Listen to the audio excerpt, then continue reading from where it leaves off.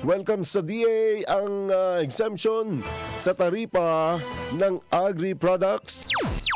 Tinanggap ni Department of Agriculture Secretary Francisco Tio Laurel ang naging desisyon ng Estados Unidos na hindi patawan ng taripa ang produktong pang-agrikultura na mula sa bansang Pilipinas.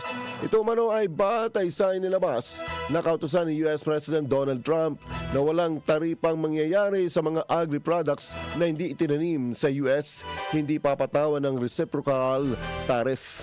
Mababawasan naman ng pangamba ang mga industriya ng sa sektor ng agrikultura kaugnay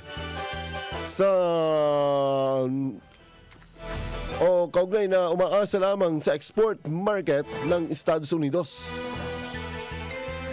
Malaya nang makakarating ng Estados Unidos ang mga produktong hindi saklaw ng taripa tulad ng coconut, copra oil, coconut water, desiccated coconut, fruit juices, processed pineapples, confectionery goods, fresh and processed bananas, tuna fillet, at dried fruits.